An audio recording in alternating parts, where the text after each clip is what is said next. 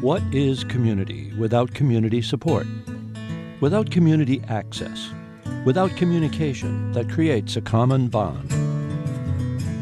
You can make community by making community TV. Contact your public access community TV center. Learn how you can help, because you can. Volunteer today. When you support your community TV, you also support your community. Thank you all for coming. We're very excited to host this first annual Poetry Day, and we give all kinds of kudos to Faith Flaherty, a very active member of the Senior Center, who put this whole day together completely by herself. And we're very excited to have it. We've had for many years, Mr. Corey has brought his very vital, spirited students to do a poetry day here for us. So they read wonderful poems and they explain a little bit about the biography of the poet. And we all learn a lot and we love that. And now it's time for the adults. So I'll bring up Faith to explain how she came up with this great idea. Thank you, Faith. Good morning. Nice rainy day. Let me begin.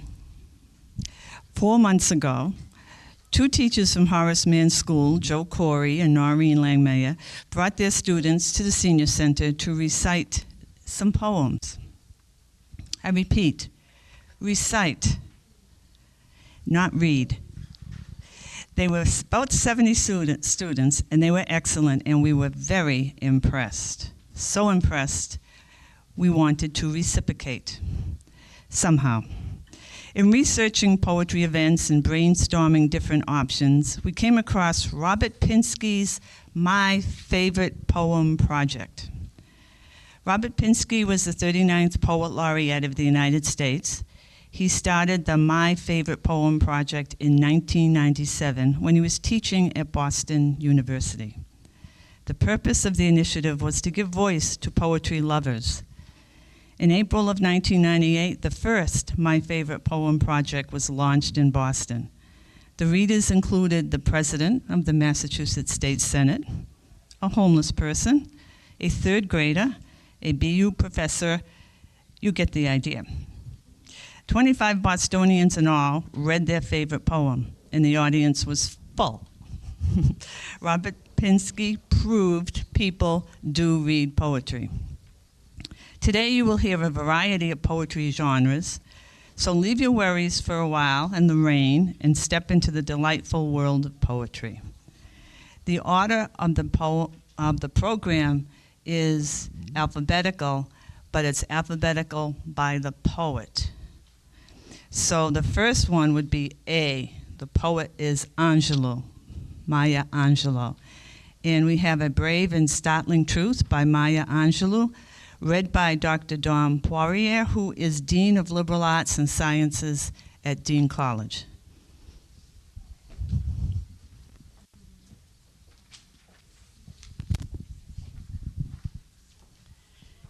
Good morning. It is my pleasure to be here with you today to share with you one of my absolutely favorite authors and poets. And I realize I'm not the only one that is a fan of Maya Angelou in the room. There we go. Is that better? Yes. Sorry.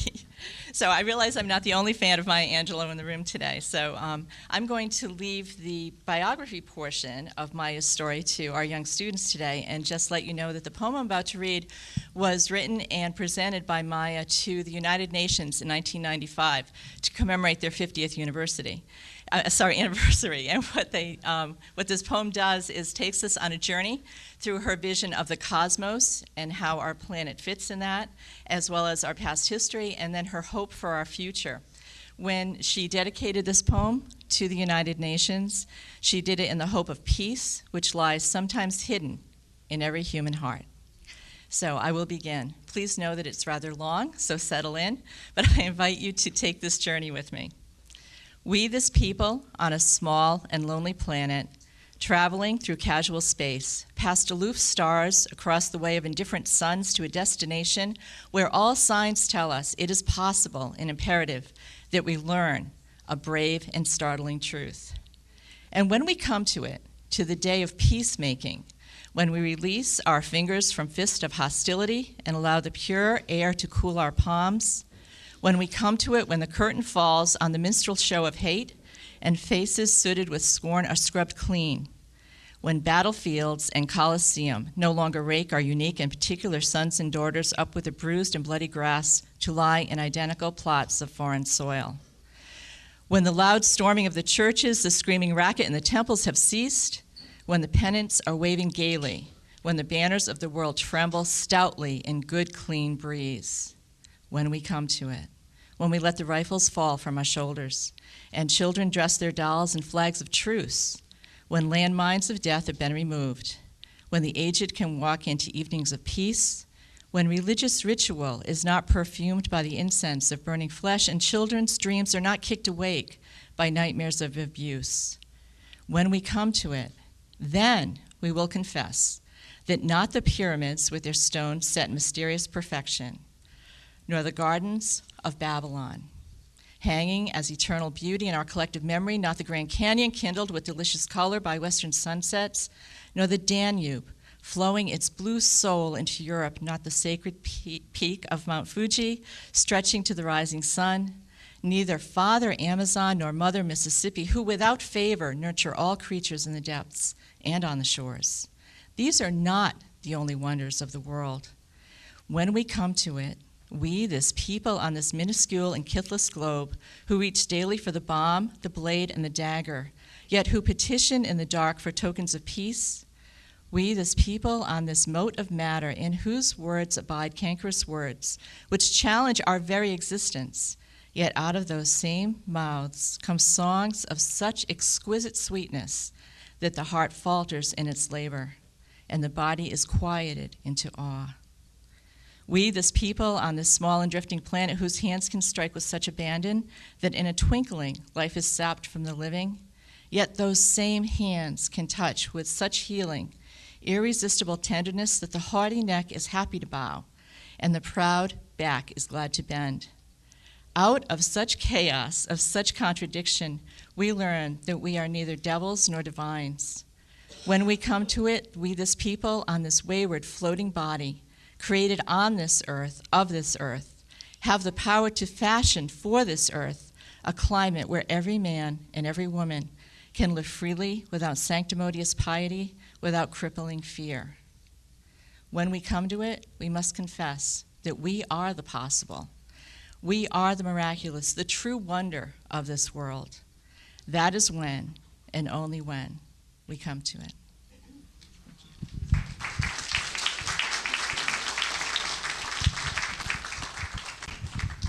Why didn't you memorize that? Because I'm getting on in this. The next poem is another Maya Angelou, and it is memorized, and it is read by these students in Horace Mann 6th grade, Caged Bird by Maya Angelou. You want the mic?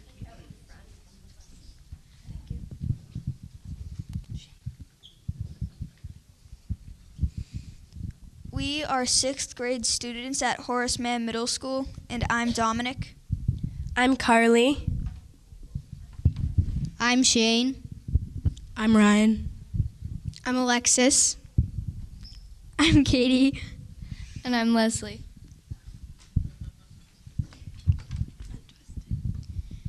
Caged Bird is a powerful poem about the sin of slavery that still haunts our land. The poet, Maya Angelou, uses the symbolism of a free bird to represent the land of America and white America and their opportunities, while the caged bird, in its field of broken dreams, represent African Americans and their dashed hopes. We wish that this poem was no longer relevant, but till that day dawns, it is important that we recognize and reflect on the unfinished work of America. Caged Bird by Maya Angelou.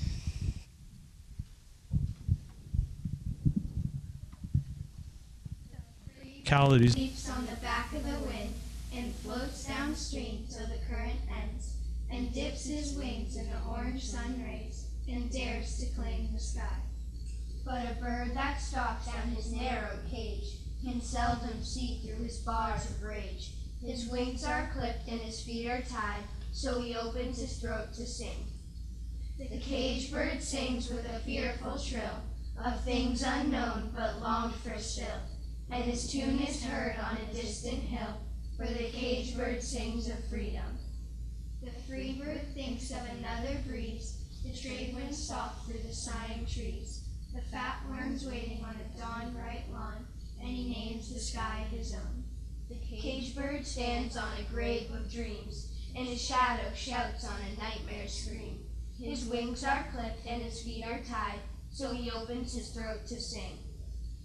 The caged bird sings with a fearful trill of things unknown but longed for still, and his tune is heard on a distant hill, where the caged bird sings of freedom. Free bird.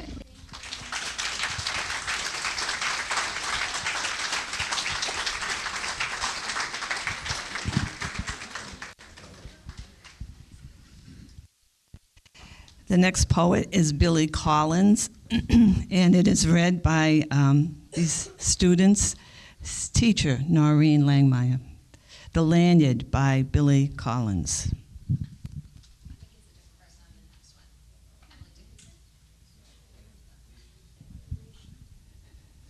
Anybody reading Billy Collins? Oh, sorry, that's a mistake. Oh, they ran together. That's yes, that's it. I see. Okay. Oh, it's right. Okay. All right. Okay. Thanks, Faith. I'm very delighted to be here. I've chosen this poem, The Lanyard, because it made a reader of my daughter. She just happened to be listening to the author read this poem on NPR, and she was hooked. But she didn't really get reeled in until the story started coming. So a gentleman called in to say he also listened to the author read this poem, and he went and made a copy, and for Mother's Day, presented it to the mom. So the mother, not to be outdone, looked at the programs where the Billy Collins was reading the poem, and he stood in line and had it autographed. And then, when it was the son's birthday, you guessed it, the gift appeared for the son. And now the son, not to be outdone, had it framed, and for Christmas, the mother got it as a Christmas gift. And now it does hang in her house. When my daughter listened to read, she was so inspired that she went to the bookstore and she bought a book that contained the poem. And I got this excited call at home, and Mom, I have something for you. I have a gift for you. And when I figured out that she's still a student, Bermuda was out of the question. So I asked her, I said, what day is it? Thinking that maybe I'd miss my birthday. So she did take 2 trains. She goes to school in Rhode Island, and she got on 2 trains, came home, and she was so excited with this poem. We read it together, and that introduced her to the absolute joys of reading. Every time she would call and say, Mom, what are you reading? Could we read this book together? Could we read that book together? And now we have our own mother-daughter book club going on.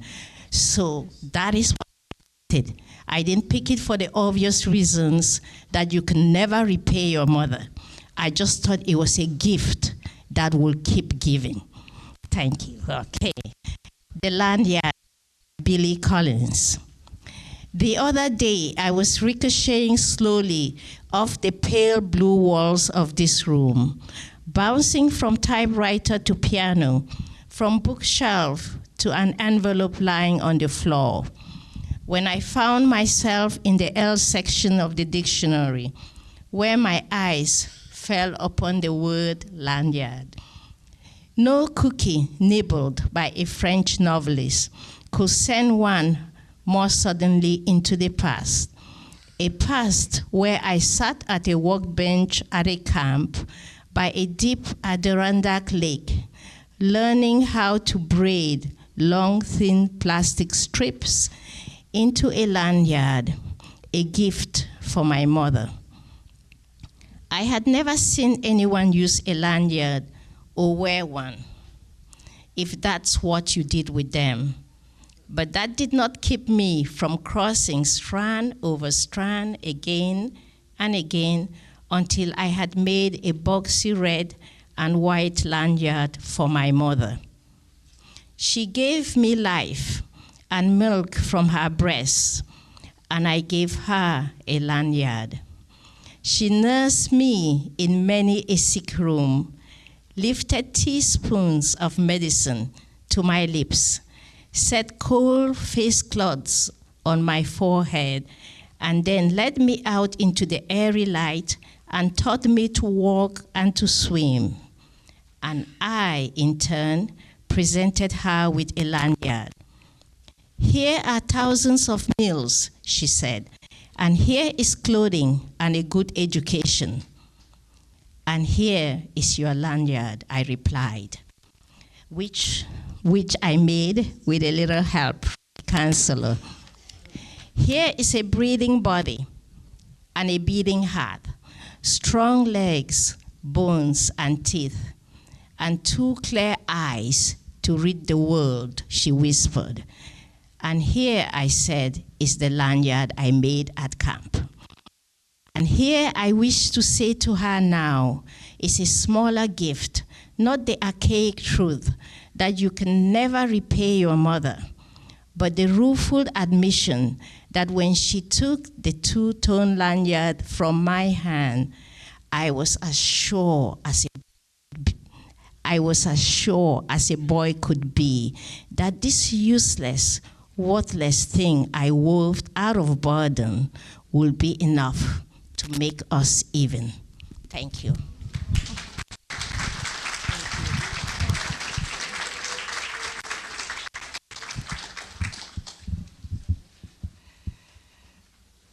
Okay, I've got it now. Poem 341, Hope is a Thing with Feathers by Emily Dickinson, read by Noreen Langmeyer. F for me. No, not an F. I chose this poem by Emily Dickinson because I'm a fan of her observational skills, and if you've ever read any of her poetry, she has this amazing ability to compare 2 things that are not related in any way. In this particular poem, Hope is a Thing with Feathers, it's not actually the name. She numbered her poems. This is poem 314. But I think when I think about this poem, I'm reminded that hope is something that we all share, even in our darkest times. It might be a personal struggle or something in the community or something nationally, but even no matter where you live, you have this one thing that you can kind of come together with, and it's the idea of hope. So I share with you, Hope is a Thing with Feathers by Emily Dickinson. Hope is a thing with feathers that perches in the soul, that sings a tune without the words and never stops at all.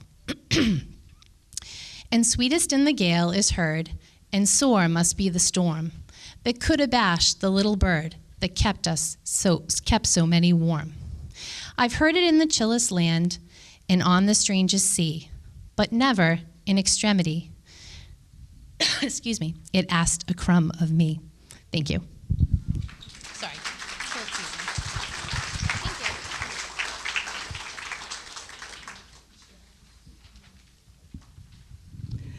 Okay, next the poet is Sam Foss. The poem is The Calf Path, and it's read by our town administrator, Jeffrey Nutting.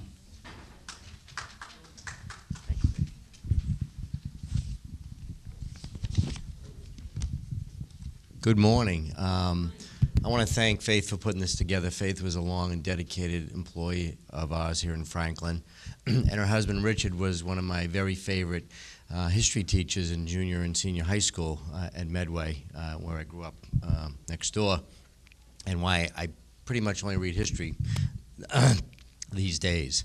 And thanks to Ken Norman, to quote a friend on the radio station, I have a face for radio.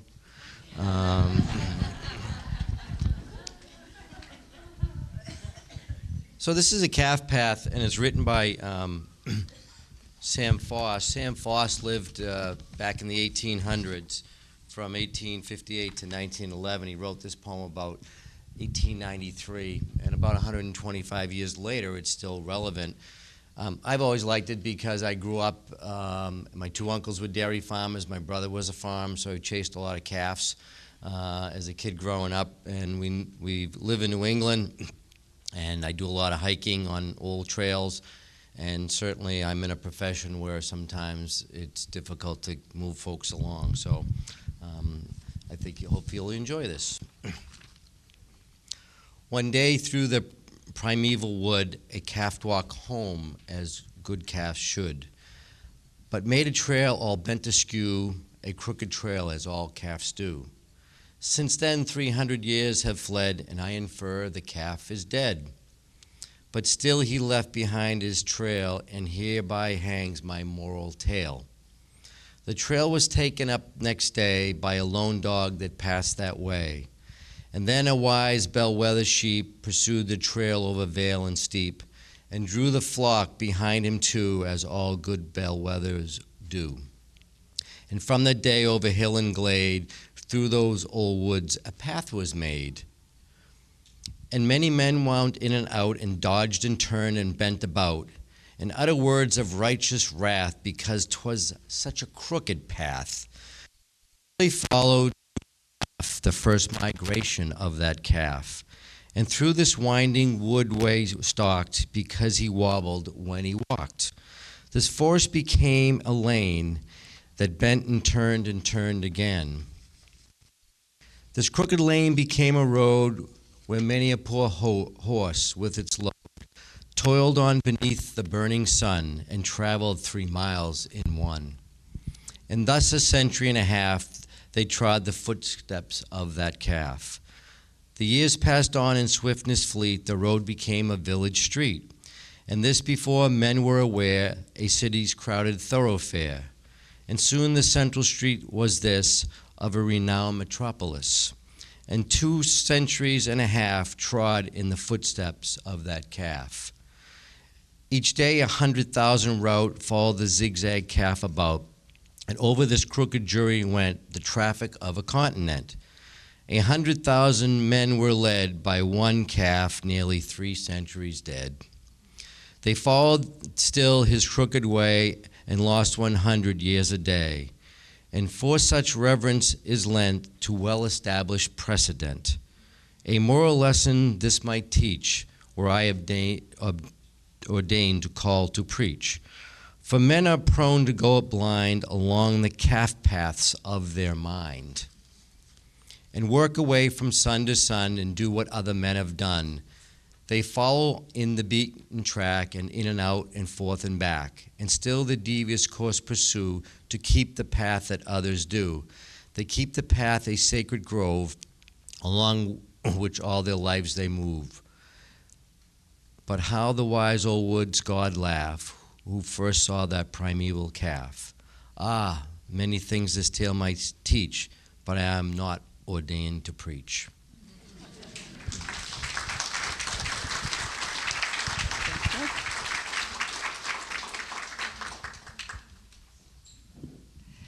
Okay. Next we have Robert Frost and his poem Stopping by the Woods on a Snowy Evening, read by the Franklin cable guy, Ken Norman. Cable guy.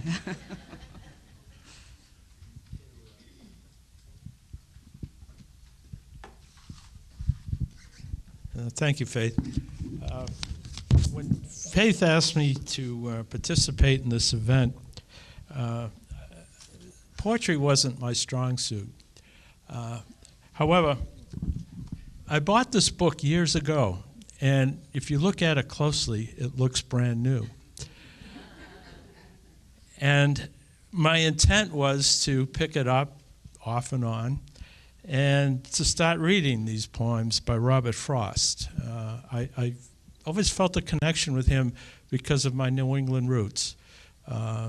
And it reinforced itself when I went to the University of Massachusetts in Amherst, where, well, not at the time, but he was a professor at Amherst College, as well as many other places throughout New England.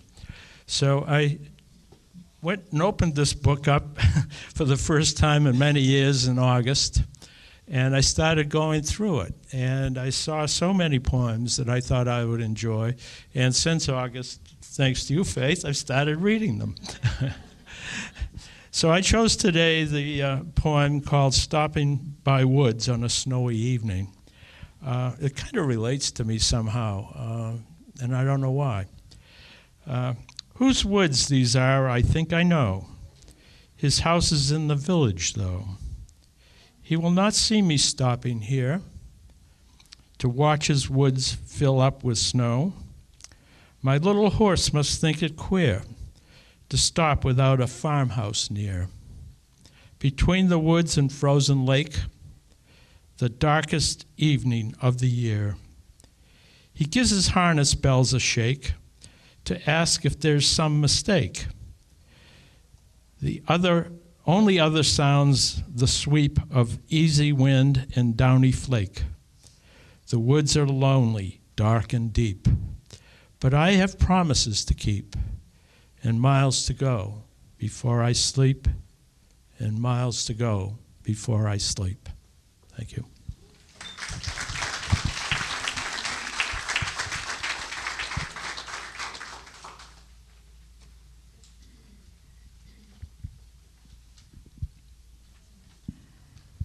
Another Robert Frost, and this one is read by our state representative, Jeffrey Roy, The Road Not Taken. Well, thank you very much, Faith, and I do want to echo what Jeff Nutting said. I'm so thrilled that you put this program together because it got me thinking. I actually read the poem The Road Not Taken at my high school graduation in 2016. Okay, it was 1979. And the poem confused me then. I mean, I thought it meant a lot differently as to what I have come to realize that the poem had meant. And I understand that I'm not the only one in America who has gotten that poem wrong. And I actually saw some reflections out there that said that this is the poem that most everyone loves, but most everyone gets wrong. And I think Robert Frost had commented that the poem is a tricky poem, a very tricky poem. Generally misinterpret this poem as evidence of the benefit of free thinking and not following the crowd, while Frost's intention was to comment about indecision and people finding meaning in inconsequential decisions. And I went to the JFK Library this summer, and they have an exhibit of 100 pieces that have never been on display before. And if you haven't seen it, it's going to be there for a couple months. I urge you to get down there. And I actually saw on the wall, and I'm so glad that Faith had reproduced it on the back side of the program, but it's a quote from John F. Kennedy's speech that he gave at Amherst College when they were dedicating the Robert Frost Library. And here's a picture of JFK giving that speech. It was less than a month before he had died.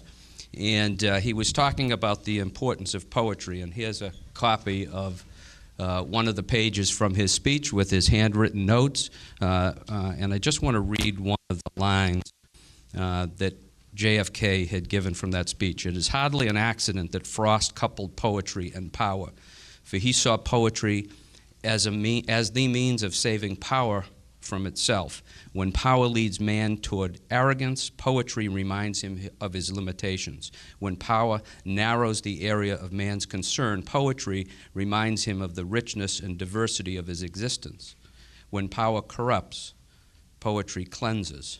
For art establishes the basic human truths which serve as the touchstone of judgment. So seeing that, I believed that Robert Frost, in rereading that poem that I read 39 years ago and trying to get a deeper understanding of it, would be wise. And to confirm that I wasn't wrong in my getting it wrong that time, I found this book. It's called The Road Not Taken. It's Finding America in the poem that everyone loves and almost everyone got wrong. In 2015, a college professor confirmed for me that I wasn't way off base in being confused. So he wrote 192 pages about a 20-line poem. So here it goes, The Road Not Taken. Two roads diverged in a yellow wood, and sorry I could not travel both. And be one traveler long I stood, and looked down one as far as I could, to where it bent in the undergrowth. Then took the other as just as fair, and having perhaps the better claim, because it was grassy and wanted wear. Though as for that, the passing there had worn them really about the same. And both that morning equally lay, and leaves no step had trodden back. Oh, I kept the first for another day, yet knowing how way leads on to way, I doubted if I should ever come back. I shall be telling this with a sigh, somewhere ages and ages hence. Two roads diverged in a wood, and I took the one less traveled by, and that has made all the difference. Thank you.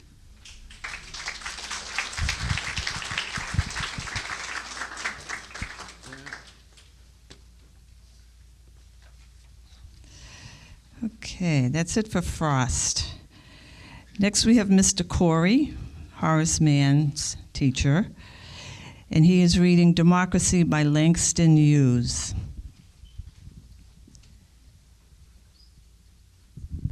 Well, if I had known years ago that having my kids learn poems would lead me to have to come up and do a poem, I would have said, let's do a drawing. Or the hokey pokey here. So anyways, yeah, my kids have come for years to do poems, and I picked one of the poems of Langston Hughes. He's in our framework, so the kids across Massachusetts learn some of his poetry. And you know, he's a clever man, well, no longer, but he lived early in the 1900s and passed away in 1967. And he started off writing a lot of poems about dreams. And as an African American, he went through a lot of times. He saw the battle for slavery end, you know, the ancestor of slaves. He saw the battle to end Jim Crow laws end. He saw a lot of positive change in America.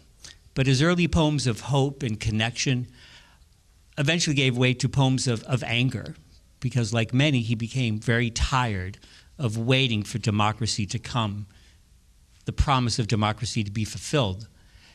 And he wrote this poem, Democracy, one of his angriest, but probably one of his most honest poems. And I was thinking how to deliver it, and I practiced with my kids in class today. Like I did a Bill Belichick version with a lot of lip smacking. I did a Gronk version and slammed down a book. I'm going to do a combination of Martin Luther King Jr., Bono, and Eminem doing Democracy. Because if you've ever heard Langston Hughes, even though he made a lot of money as a poet, he would go around and do poetry readings. If you hear him on tape, he's very tame. It's not dramatic as one would think, especially since he was so popular. So forgive me if I'm over the top, but you know, as they say, it ain't easy being cheesy. I won't need a mic. Connection with Democracy will not come today, this year, or ever through compromise and fear. I have as much right as the other fellow has to stand on my 2 feet and own the land. I tire so of hearing people say, let things take their course. Tomorrow is another day.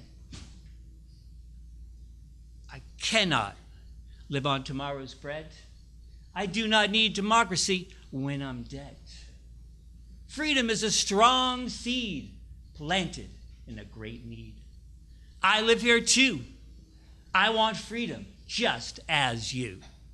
Thank you.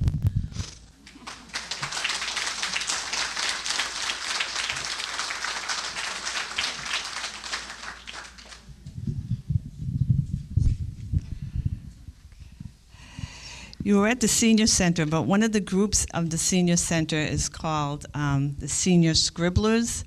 They are actually the hosts or the genesis of this idea. And one of the Senior Scribblers is Clarice Cargill, and she has the next poem, Go Down Death, by James Weldon Johnson.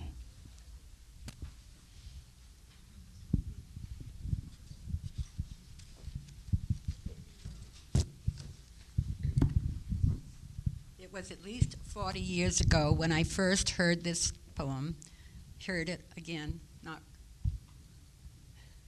somebody spoke it and told a group of us, why don't you put it there? I think I can speak loud enough, quite frankly. A friend of mine told us this poem, and it impressed me so much that I went to the library, looked it up, and wrote it down and put it in a file that I have at home. And it's been there for over 40 years, but I occasionally look at it and still think that it's an amazing poem. And I hope you enjoy it. James Weldon Johnson wrote this in 1927. He wrote a series of about 7 poems that he called sermons, and they entitled God's Trumpets. This one is Go Down Death. Weep not, weep not. She is not dead. She's resting in the bosom of Jesus. Heartbroken husband, weep no more. Grief-stricken son, weep no more. She's only just gone home. Day before yesterday morning, God was looking down from his great high heaven, looking down on all of his children, and his eye fell on Sister Caroline, tossing on her bed of pain. And God's big heart was touched with pity, with the everlasting pity. And God sat back in his throne, and he commanded that tall, bright angel standing at his right hand, call me Death. And that tall, bright angel cried in a voice that broke like a clap of thunder, call death, call death. And the echo sounded down the streets of heaven till it reached way back to that shadowy place where Death waits with his pale white horse. And Death heard the summons, and he leaped on his fastest horse, pale as a sheet in the moonlight. Up the golden street Death galloped, and the hoof of his horse struck fire from the gold, but they didn't make no sound. Up Death rode to the great white throne and waited for God's command. And God said, go down, Death. Go down. Go down to Savannah, Georgia, down in Yamacraw, and find Sister Caroline. She's borne the burden and heat of the day. She's labored long in the vineyard, and she's tired. She's weary. Go down, Death, and bring her to me. And Death didn't say a word, but he loosed the reins on his pale white horse, and he clamped the spurs on his bloodless sides, and out and down he rode, through heaven's pearly gates, past suns and moons and stars. On Death rode, and the foam from his horse was like a comet in the sky. On Death rode, leaving the lightning's flash behind. Straight on down he came. While we were watching round her bed, she turned her eyes and looked away. She saw what we couldn't see. She saw old Death. She saw old Death, coming like a falling star. But Death didn't frighten Sister Caroline.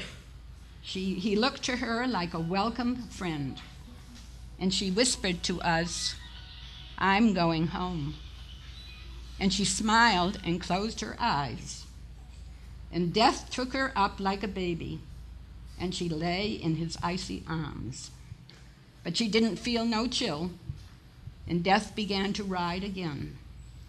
Up beyond the evening star, out beyond the morning star. into the glittering light of glory, on to the great white throne. And there he laid Sister Caroline on the loving breast of Jesus. And Jesus took his own hand and wiped away her tears, and he smoothed the furrows from her face. And the angels sang a little song. And Jesus rocked her in his arms and kept just saying, "Take your rest. Take your rest. Take your rest. Weep not, weep not. She is not dead. She's resting in the bosom of Jesus." I fell.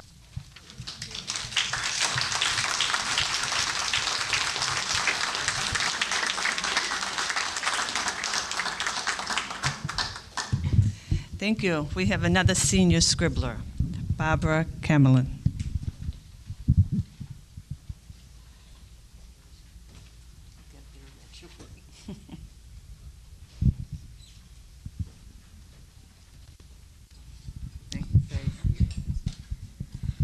Is it still morning? Yes. Good morning, everybody.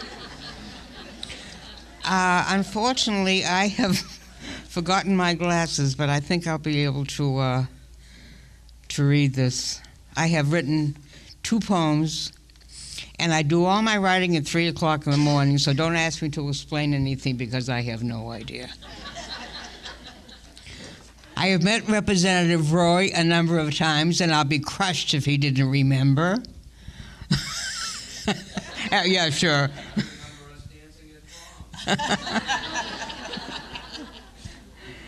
I'm a congregant of Temple Lakes Chaim, and so we have met before. But however, this is one.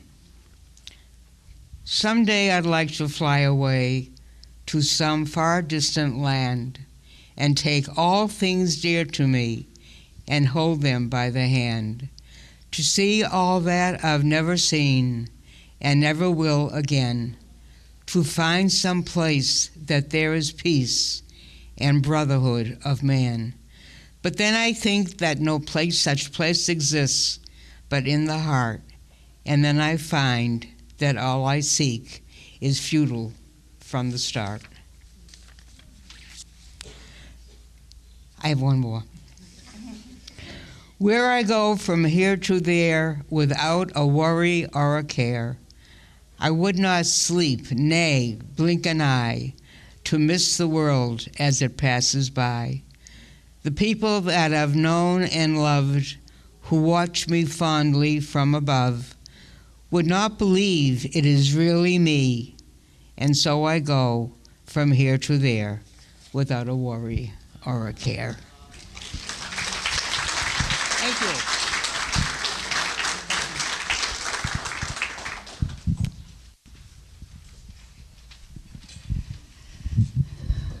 Okay, we are not the only writers group in the area. You just had 2 senior scribblers from Franklin. This next reader is from the Norfolk Quill Writers Group.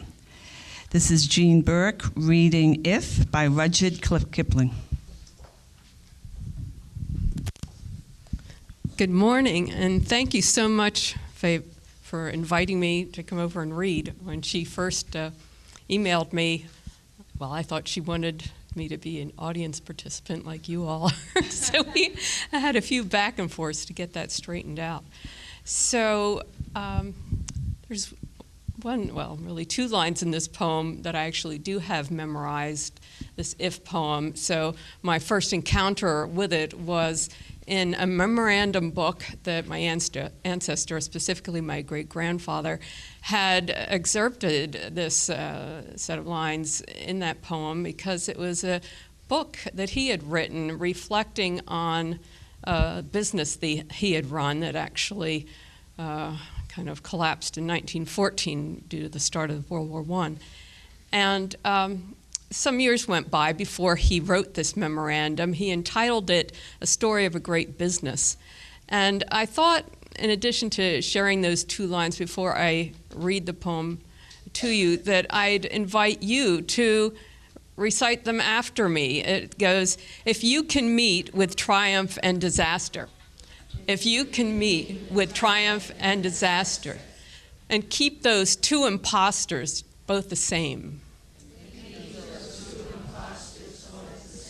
There you go, and you will hear that line pop out as I read along. If you can keep your head when all about you are losing theirs and blaming it on you, if you can trust yourself when all men doubt you, but make allowance for their doubting too, if you can wait and not be tired by waiting, or being lied about, don't deal in lies, or being hated, don't give way to hating, and yet don't look too good nor talk too wise. If you can dream and not make dreams your master, if you can think and not make thoughts your aim, if you can meet with triumph and disaster and treat those two impostors just the same, if you can bear to hear the truth you've spoken, twisted by knaves to make a trap for fools, or watch the things you gave your life to broken, and stoop and build them up with worn-out tools. If you can make one heap of all your winnings and risk it on one turn of pitch and toss, and lose, and start again at your beginnings, and never breathe a word about your loss. If you can force your heart and nerve and sinew to serve your turn long after they are gone, and so hold on when there is nothing in you except the will which says to them, hold on. If you can talk with crowds and keep your virtue, or walk with kings nor lose the common touch, if neither foes nor loving friends can hurt you, if all men count with you, but none too much, if you can fill the unforgiving minute with 60 seconds worth of distance run, yours is the earth and everything that's in it, and, which is more, you'll be a man, my son.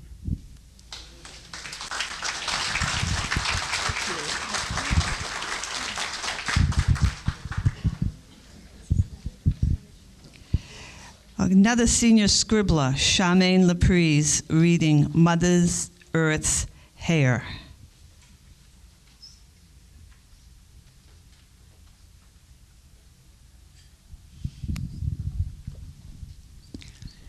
Thank you. I've always been excited by poetry, but I'd never really started to write until a couple of years ago. And I find that it's exhilarating, a passion that I've always wanted to pursue.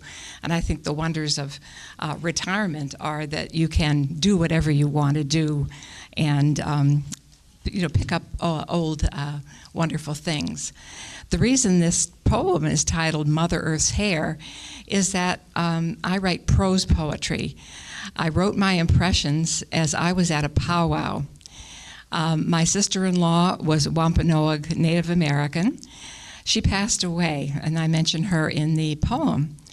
And we went to the powwows to remember her. That's the reason. They're very sacred things. They had one in South Attleboro that I particularly like, and people gather for the day, but the nicest thing is to dance, and to dance in remembrance of those who cannot dance anymore. My poem was published in a little book. This is my complete works of Charmaine Laprise. And this was a project done at Dean College. And I'm so grateful that of the encouragement I've gotten and the pleasure I've gotten from joining various groups. So Mother Earth's hair is: dancers face the shaman's feather, sweeping purity in the tribes from her burning abalone shell. They open their palms, souls, mouths to cleanse their beings with smoke from the sacred white sage. Drums and wail singing signal the parade to start into the sacred circle, sacred fire lighted. Clothing of sky, vermilion earth, tufts and trails of feathers on glossy black braids, shawls for modesty. Totem animals, stitched beads, skins fringe and tinkling bells, the drums thrum louder. Moccasins filled with pinches of sage. All nations filled the circle, feeling the drums as they move in meditation to Mother Earth's heartbeat. Grass dancer flares and swoops for his smoothing ground. Dance honoring the Plains Indians who camped over tall, bended grass under their teepees. No sign left at decamp as the grasses rose up. Winona, my sister-in-law, Winona danced at many powwows, but now we dance for her, kneading, pounding, stroking Mother Earth with our feet. Her native clothes hung on her casket, her hands entwined in braided sweetgrass, Mother Earth's hair. Mourners stood as her clan chanted for her, for Princess Winona Wampanoag. Women wore T-shirts emblazoned with her date and name so that at future powwows they would remember and dance for one who could no longer dance, no longer moving to Mother Earth's heartbeat.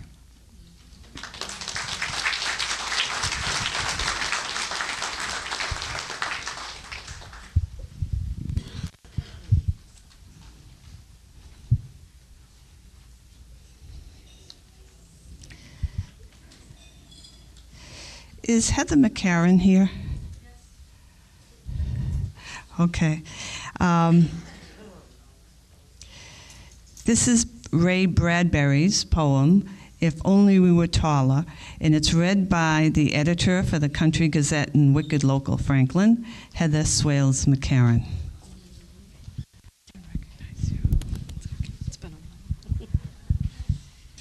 Hi, everybody. Everybody on the staff at the newspaper would probably get a chuckle because I'm known as the science geek around the newsroom. Whenever there's a science story to be written, I'm the one.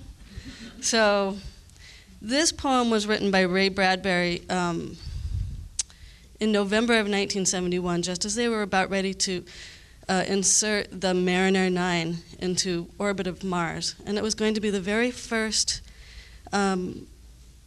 satellite, I guess, that would orbit an alien world. And this is about passion for achievement and discovery that captivates not only scientists, but also writers like Ray Bradbury, as you know, who wrote Mars, The Martian, and artists as well.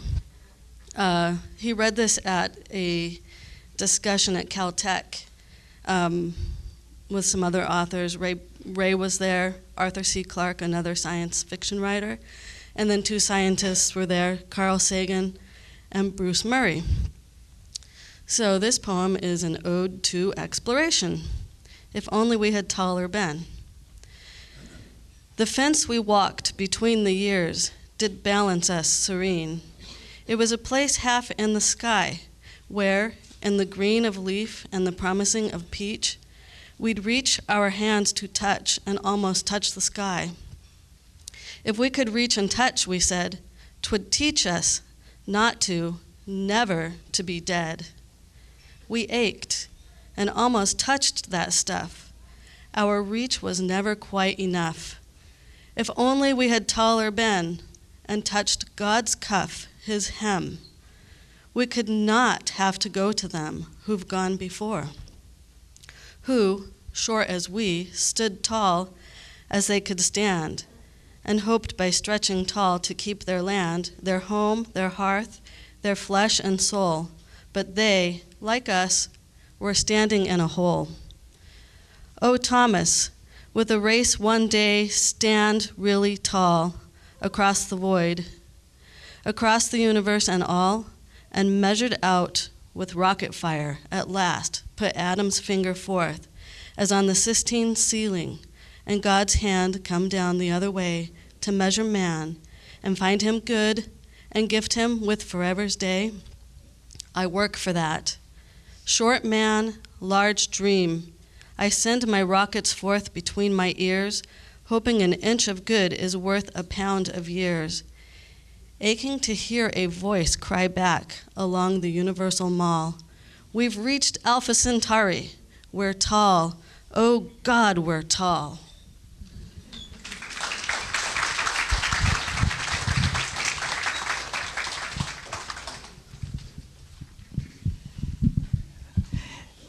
Next is me, and I'm reading a topical poem, and it's not death or dying or life. This is called Mr. Macklin's Jack-o'-lantern by David McCord. Mr. Macklin takes his knife and carves the yellow pumpkin face. 3 holes bring eyes and nose to life. The mouth has 13 teeth in place. Then Mr. Macklin, just for fun, transfers the corncob pipe from his wry mouth to Jack's, and everyone dies laughing. Oh, what fun it is, till Mr. Macklin draws the shade and lights the candle in Jack's skull. Then all the inside dark is made, as spooky and as horrible as Halloween, and creepy crawl the shadows on the tool house floor with Jack's face dancing on the wall. Oh, Mr. Macklin, where's the door?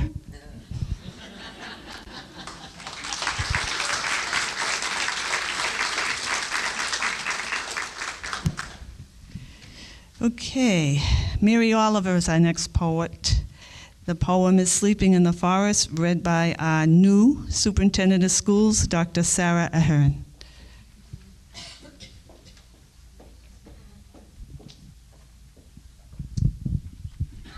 Thank you. Good morning, everyone. Thank you for having me. I'm pleased to share this poem with you by Mary Oliver. I came to know about Mary Oliver from one of my high school English teachers, Mr. Sharon. We didn't read Mary Oliver in class. It's actually been in the years since. Mr. Sharon and I are still in touch through Facebook, which is a marvelous thing, and he's still teaching us to this day. Many of his former students connect with him, and he will periodically post poems and challenge us to do the same. So recently he assigned me Mary Oliver, and I did a little bit of research, and I've come to know her work, and I like it very, very much. She has been known for she's known for her imagery of nature, which is something that speaks to me because of my science background, as well as personally, my love of hiking and camping. I myself have spent many a night under the stars, and so I liked this poem, Sleeping in the Forest. I thought the earth remembered me. She took me back so tenderly, arranging her skirts, her pockets full of lichens and seeds. I slept as never before, a stone on the riverbed, nothing between me and the white fire of the stars but my thoughts. And they floated, light as moths, among the branches of the perfect trees. All night I heard the small kingdoms breathing around me, the insects and the birds who do their work in darkness. All night I rose and fell, as if water, grappling with luminous doom. By morning I had vanished at least a dozen times into something better.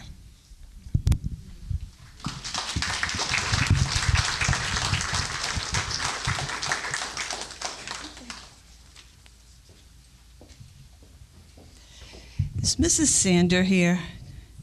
Okay, she's camouflaged in with the audience. This is a Helen Steiner Rice, is the poet, and it's the story of the Christmas guest. Georgia Sanders is the president of Franklin's Interfaith Council.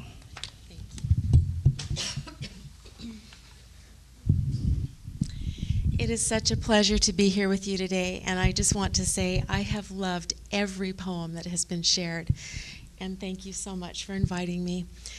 I represent the Franklin Interfaith Council, and although my poem that I selected doesn't represent everyone's beliefs, I do believe that it its basic message is one that we universally can embrace, and that is loving and serving one another and doing good to those in need. And we live in a world where so many are in need, and we have an opportunity to look about us and do something small, but it may be something great to that person.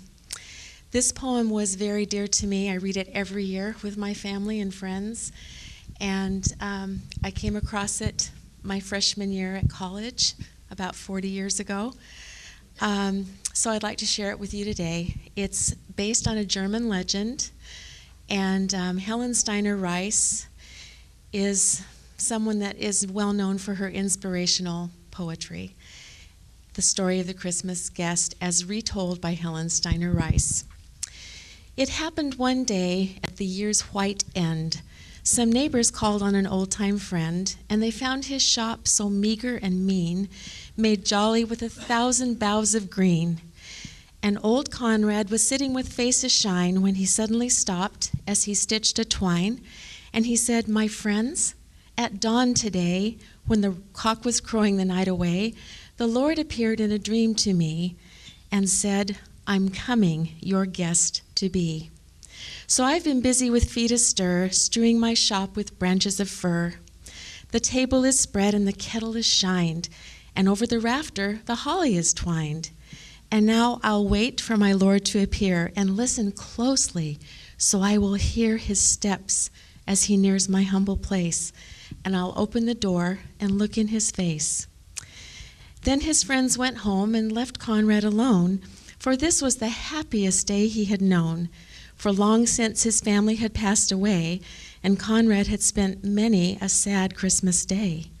But he knew that with the Lord as his Christmas guest, this Christmas would be the dearest and best. So he listened with only joy in his heart, and with every sound he would rise with a start and looked for the Lord to be at his door, like the vision that he'd had a few hours before. So he ran to the window after hearing a sound, but all he could see on the snow-covered ground was a shabby beggar whose shoes were torn, and all his clothes were ragged and worn. But old Conrad was touched, and he went to the door, and he said, "Your feet must be cold and sore. I have some shoes in my shop for you, and I have a coat to keep you warmer too." So with grateful heart the man went away. But Conrad noticed the time of day, and he wondered what made the dear Lord so late, and how much longer he'd have to wait. Then he heard another knock, and he ran to the door, but it was only a stranger once more. A bent old lady with a shawl of black and a bundle of kindling piled on her back. But she asked only for a place to rest, a place that was reserved for Conrad's great guest. But her voice seemed to plead, "Don't send me away. Let me rest for a while this Christmas day." So Conrad brewed her a steaming cup and told her to sit at the table and sup. And after she left, he was filled with dismay, for he saw that the hours were slipping away. The Lord had not come as he said he would, and Conrad felt sure he had misunderstood. When out of the stillness he heard a cry, "Please help me and tell me, where am I?" So again he opened his friendly door, but stood disappointed as twice before. It was only a child who had wandered away and was lost from her family on Christmas Day. And again Conrad's heart was heavy and sad, but he knew he could make this little girl glad. So he called her in, and he wiped her tears, and he quieted all her childish fears. Then he led her back to her home once more. But as he entered his own darkened door, he knew that the Lord was not coming today, for the hours of Christmas had all passed away. So he went to his room, he knelt down to pray. He said, "Dear Lord, why did you delay? What kept you from coming to call on me? I wanted so much your face to see." Then soft in the silence a voice he heard, "Lift up your head, I have kept my word. 3 times my shadow crossed your floor. 3 times I came to your lowly door. I was the beggar with bruised cold feet. I was the woman you gave to eat, and I was the child on the homeless street. 3 times I knocked, 3 times I came in. Each time I found the warmth of a friend. Of all the gifts, love is the best. I was honored to be your Christmas guest.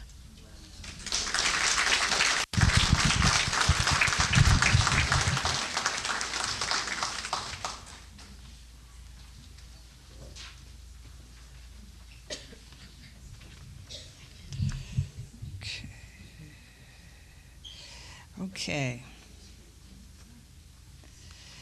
A fellow soulmate. Shel Silverstein is the poet, and the poem is Sick, read by our Franklin High School principal, Paul Perry.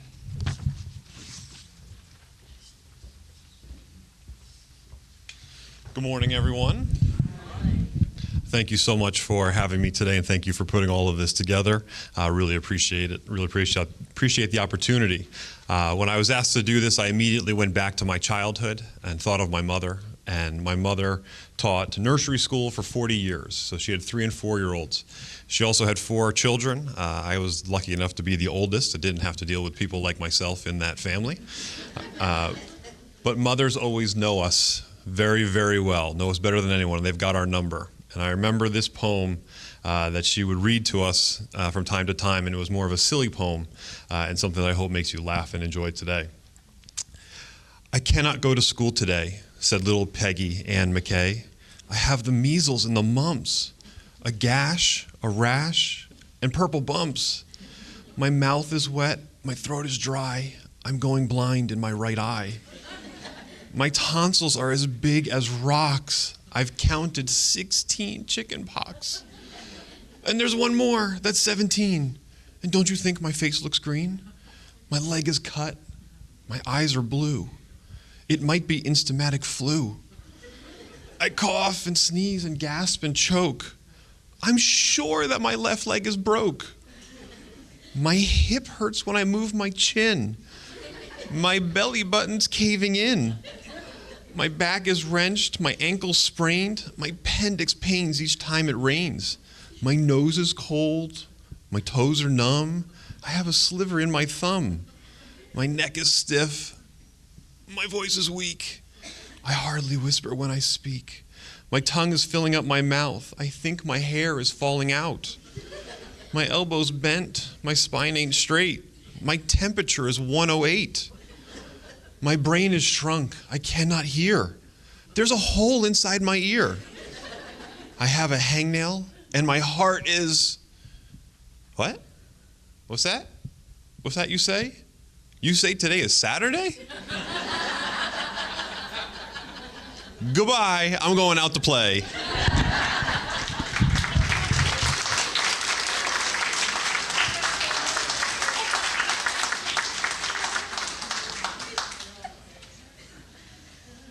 Would that be an excused absence, Mr.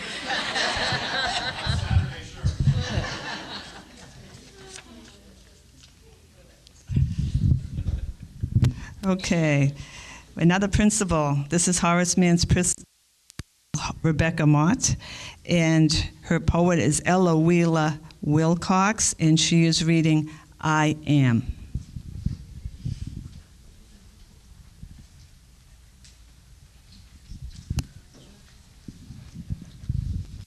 Thank you. Good morning. I feel fortunate to be a part of a community that values connection as much as I see going on here today.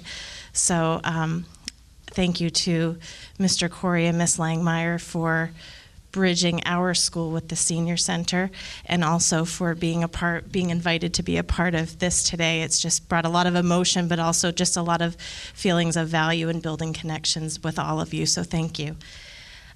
I was late to give my poem, so Faith had given me the list of poems that had already been selected. Maya Angelou is one of my favorite, and when I saw that she was already listed a couple times, I thought, let me go explore.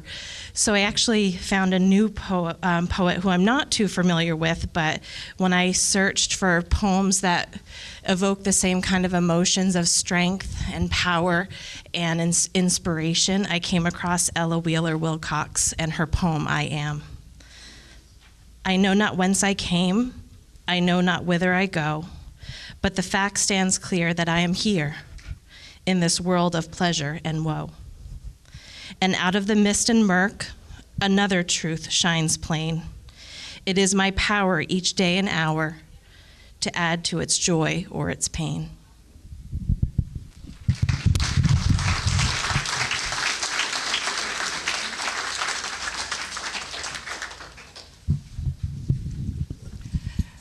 I'm afraid, did I miss anybody? Did I skip anybody? I got everybody, okay. Anybody in the audience want to extemporaneously recite something they know? Any questions for anybody? Okay, I guess I just want to thank you for coming, and I hope you enjoy the day, a rainy day, but you don't see it as a rainy day. You look deeper and you will see the beauty of it, the poetry of it.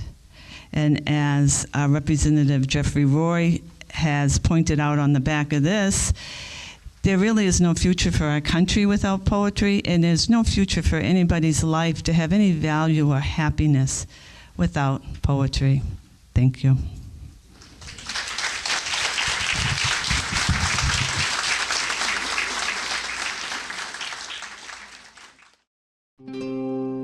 This program was made possible by your Franklin friends and neighbors, good folks just like you. Thanks for supporting Franklin TV. And thanks for watching.